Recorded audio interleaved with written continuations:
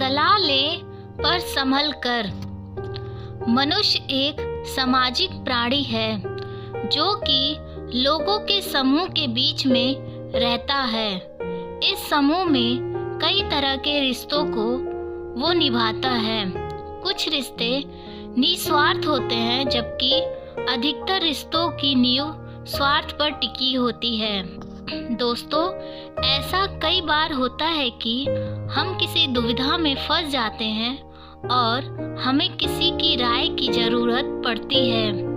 तब हम अपने आसपास के लोगों से उस बारे में सलाह मशवरा करते हैं कि हमें क्या करना चाहिए। कई बार इनकी राय हमें सही रास्ते का मार्ग दिखाती है तो कभी और ज़्यादा हमारे नुकसान का सबब बन जाती है। एक बार एक आदमी अपने छोटे से बालक के साथ एक घने जंगल में जा रहा था।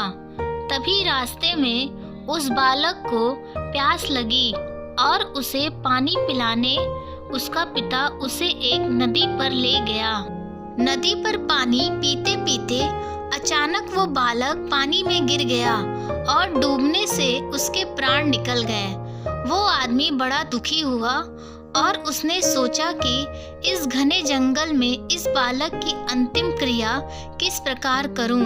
तभी उसका रोना सुनकर एक गिद्ध, सियार और नदी से एक कछुआ वहां आ गए और उस आदमी से सहानुभूति व्यक्त करने लगे।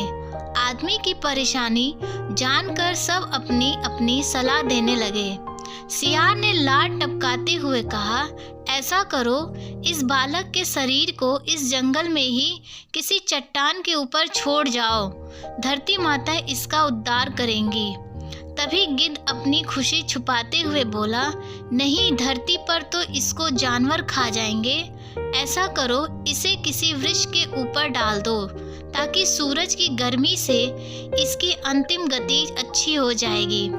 उन दोनों की बातें सुनकर कछुआ भी अपनी भूख को छुपाते हुए बोला, नहीं, आप इन दोनों की बातों में मत आओ।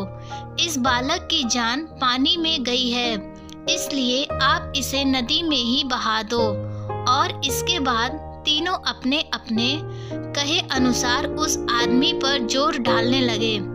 तब उस आदमी ने अपने विवेक का सहारा लिया और उन तीनों से कहा, तुम तीनों की सहानुभूति भरी सलाह में मुझे तुम्हारे स्वार्थ की गंध आ रही है।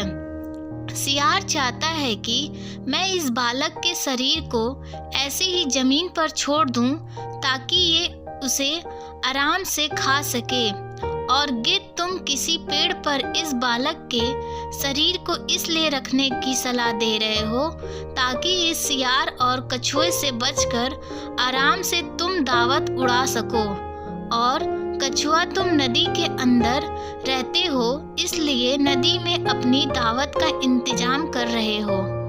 तुम्हें सलाह देने के लिए धन्यवाद, लेकिन मैं इस बालक के शरीर को अग्नि को समर्पित करूंगा, ना कि तुम्हारा भोजन बनने दूंगा। वो तीनों अपना सुनकर मुंह लेकर वहां से चले गए।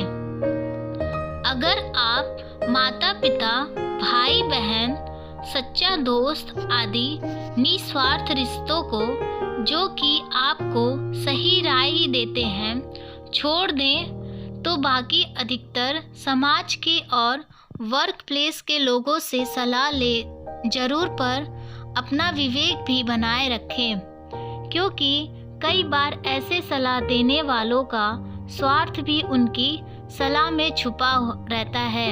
इसलिए सुने सबकी पर माने अपने विवेक और अंतरात्मा की।